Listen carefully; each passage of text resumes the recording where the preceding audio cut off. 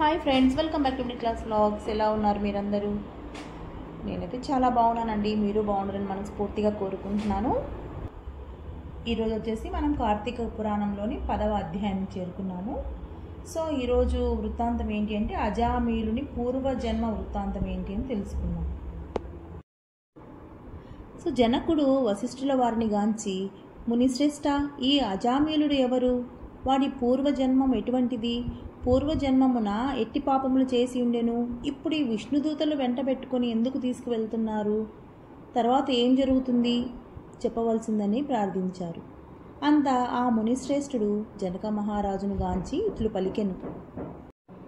ఓ జనక, అజామీలుని విష్ణుదూతలు వైకుంఠమునకు తీసుకొని పోయిన తర్వాత యమకింకరులు తమ ప్రభువగు యమధర్మరాజు దగ్గరికి తీసుకువెళ్లారు.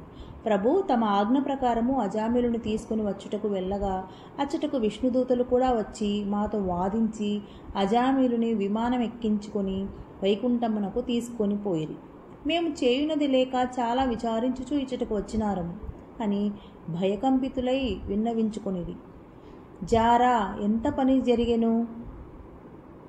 ఎప్పుడు ఇట్టి విధముగా జరిగి ఉండలేదే. దీనికి బలమైన కారణం ఏదైనా ఉండి ఉండవచ్చును అని యముడు తన దివ్య దృష్టితో అజామీలుని పూర్వజన్మ వృత్తాంతం తెలుసుకొని, ఓహో అదియా సంగతి, తన అవసాన కాలమున నారాయణ అని వైకుంఠవాసుని నామస్మరణ చేసి ఉండెను.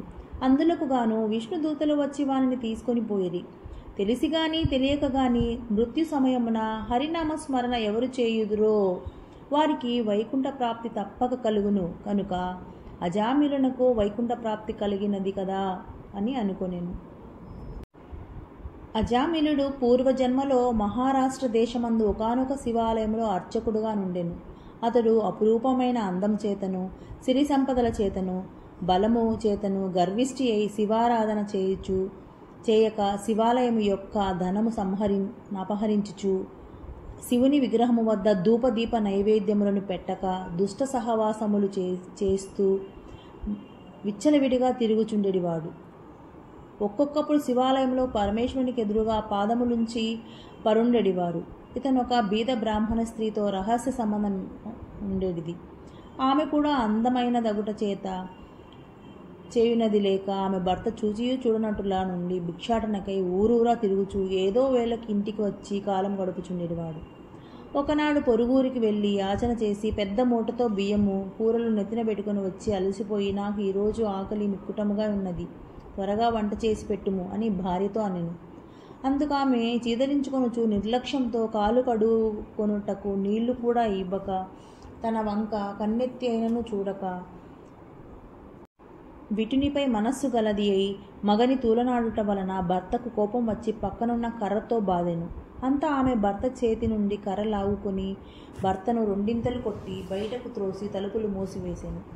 అతడు చేయునది లేక భార్యపై విసుగు జనించుట వలన ఇక ఇంటి ముఖము పట్టరాదని తలపోసి దేశాటనకు వెడలిపోయెను. భర్త ఇంటి నుండి వెడలిపోయిను కదా సంతోషించి ఆమె ఆ రాత్రి బాగా ముస్తాబై వీధి అరుగుపై కూర్చుని ఉండగా ఒక చాకలివాడ దారిన పోచుండెను.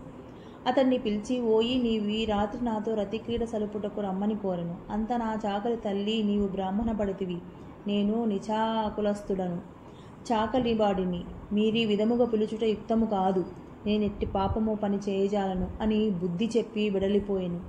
ఆమె ఆ చాకలివాని అమాయకత్వమునకు లోలన నవ్వుకొని అచ్చట నుండి బయలుదేరి ఆ గ్రామ శివార్చకుడి కడకేగి తన కామవాంఛ తీర్చమని పరిపరి విధముల బ్రతిమాలి ఆ రాత్రంతయు అతనితో గడిపి ఉదయమున ఇంటికి వచ్చి, అయ్యో, నేనెంతటి పాపమునకు ఒడిగట్టి తిని, అగ్నిసాక్షిగా పెండ్లాడిన భర్త ఇంటి నుండి వెడలగొట్టి క్షణికమైన కామవాంఛకు లోనయ్యి మహాపరాధము చేసి తిని అని పశ్చాత్తాపముంది ఒక కూలివారిని పిలిపించుకొని కొంత ధనమిచ్చి తన భర్తను వెతికి తీసుకురావాల్సిందిగా పంపెను.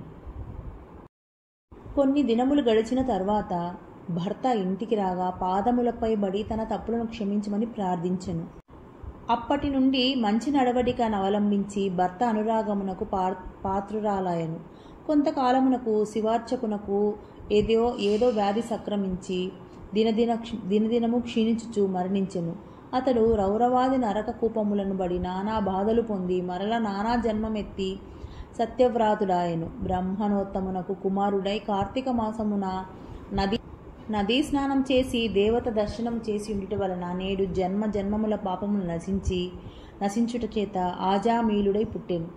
ఎప్పటికీ తన అవసాన కాలమున నారాయణ అని శ్రీహరిని స్మరించుట వలన వైకుంఠమునకు పోయెను. బ్రాహ్మణుని భార్యయగు ఆ కామిని కూడా రోగగ్రస్తురాలై చనిపోయెను.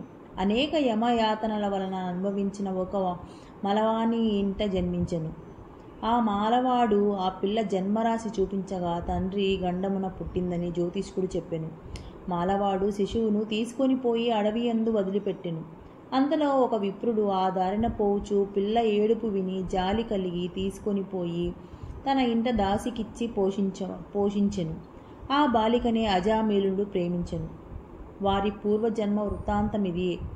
నిర్మలమైన మనస్సుతో శ్రీహరిని ధ్యానించుట వలన దానధర్మములు, శ్రీహరి కథలను ఆలకించుట వలన, కార్తీక మాస స్నాన ప్రభావం వలన ఎటువంటి వారైనను మోక్షమునందగలరు. కావున కార్తీక మాసం నందు వ్రతములు, పురాణ శ్రవణములు చేసిన వారి లిహపరములు సుఖములు పొందగలరు. ఇట్లు స్కాంద పురాణాంతర్గత వశిష్ఠ ప్రోక్త కార్తీక మహత్యమందలి దశమోధ్యాయము 10వ రోజు పారాయణము సమాప్తము.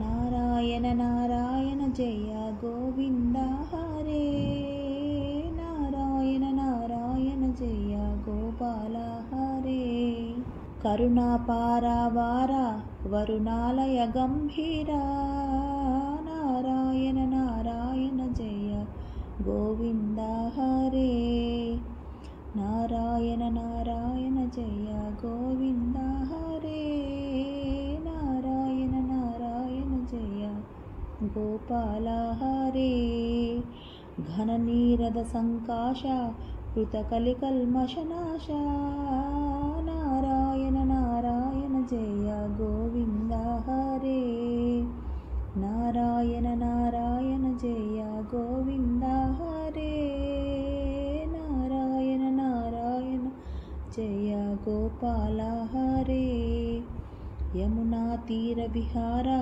ధృత కౌస్తుభ మణిహార, నారాయణ నారాయణ జయ గోవింద హరే, నారాయణ నారాయణ జయ గోపాల హరే.